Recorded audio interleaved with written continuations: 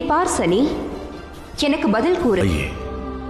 ஒரு கணவன் மற்றும் மனைவியின் தர்மங்கள் என்னவென்பதை நான் தங்களிடமிருந்தே கற்றுக்கொண்டுள்ளேன். எனக்கும் தாமினிக்கும் இது பொருந்தும். ஆதலால் எங்களுக்குள் நடக்கும் எதையும் எவரிடமும் விளக்கமாக கூற அவசியம் ஒன்றுமில்லை.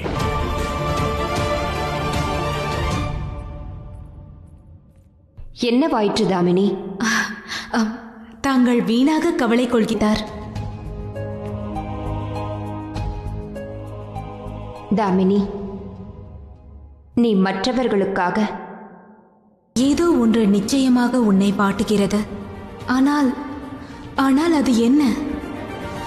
தாமினியின் செவ்வாய் தோஷத்தின் தாக்கம் அறிந்து கொள்வது மிக தேவையானதாகும். இறுதியாக அப்பொழுது நடந்தது என்ன? ஏனெனில் அதன் பிறகு தாமினிக்கு எதுவும் நினைவிருக்காது.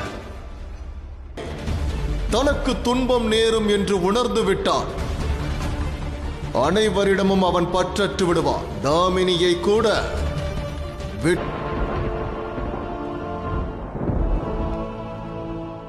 கந்தர்வ ராஜகுமாரியான நான் எனது வாக்கை காப்பாற்றுவதற்காக துறந்துவிட்டு தாமினியுடன் இணைந்தேன். எனது பார்வையிலிருந்து தாமினியை பாதுகாக்க வேண்டும் என்ற எண்ணத்தில் இருந்தேன்.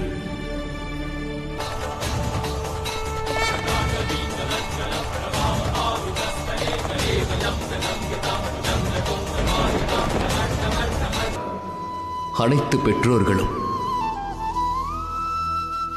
தானாகவே முன்வந்து தாக்குதலை ஏற்றுக்கொள்வர். நாம் உண்மை உருவத்தினை துறந்துவிட்டு என்னை காண வந்துள்ளீர்கள் மகாதேவா. தாமினியை விவாகம் புரியும் முடிவானது என்னுடையது தோன்றியதற்கான காரணமே நான் என்னுடைய பாதுகாப்பினை விட உன்னுடைய பாதுகாப்பை பற்றி கவலைப்பட்டதால் தான். இன்று தாமினி என்னை சபித்துள்ளாள். ஆதலால் எனது பார்வை எவர் மீது பதிந்தாலும் நிச்சயம் அவர்கள் அழிவை சந்திக்க நேரிடும். தோஷத்தால் பீடிக்கப்பட்டிருந்தாள்.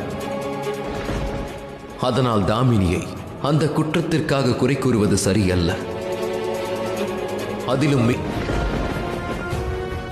தாமினியின் மனதில் இருக்கும் உன் மீதான நேசம் எவ்வளவு தூய்மையானது, திடமானது என்றால் செவ்வாயின் தோஷ நிலைமை தலைகீழாகிவிட்டது.